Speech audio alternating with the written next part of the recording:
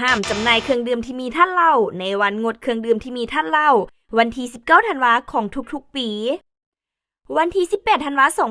2025กระทรวงสาธารณสุขขอแจ้งมายังบรรดาท่านหัวหน้าแผนกสาธารณสุขนครหลวงเวียงจันทน์และบรรดาแขวงในขอบเขตทั่วประเทศเอาใจใส่ในการประสานกับบรรดาแผนกการที่เกี่ยวข้ององค์การปกครองทุกขั้นเพื่อผันขยายและปฏิบัติบรรดามาตรการและระเบียบการที่กำหนดในกฎหมายว่าด้วยการควบคุมเครื่องดื่มที่มีท่านเหล้าโดยแนะใส่มาตรการอันหีบด่วนคือ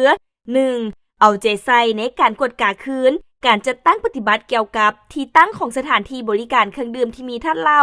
ต้องไกลจากสถานที่บริการสุขภาพการศึกษาสำนักงานของรัฐศาสนาสถานทูตส่วนสาธารณะโรงมหรสพสถานีรถโดยสารปั๊มน้ำมันสนามกีฬาและโรงจักรโรงงานถ้ายังปฏิบัติบ่ได้ดีก็ให้มีการออกนิติกรรมลุ่มกฎหมายในรูปแบบแจ้งการหรือคำแนะนำและอื่นๆที่เป็นบอนอิงให้แก่ผู้ปฏิบัติเวียกงานตัวจริง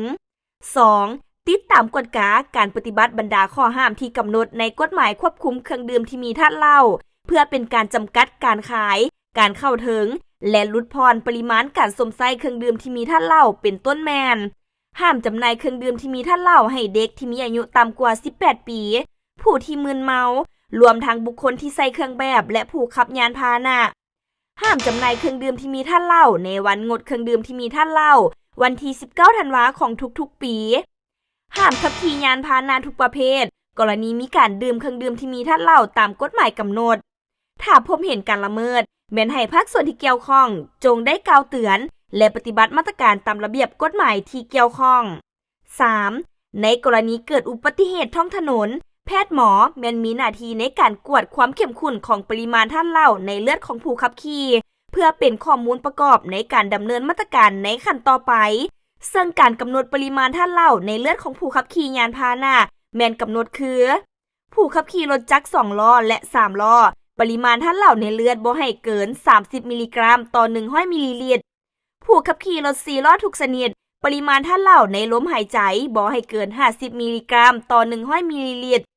ผู้ขับขี่รถขนส่งรับจ้างรถทุกชนิดแม้นบ่ให้มีปริมาณท่านเหล้าในเลือด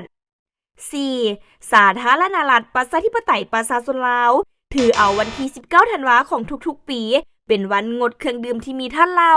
ฉะนั้นขอให้การจัดตั้งแต่ละภาคส่วนใช้โอกาสของวันดังกล่าวเพื่อสร้างขบวนการและจัดกิจกรรมต่างๆเกี่ยวกับการควบคุมเครื่องดื่มที่มีท่านเหล้า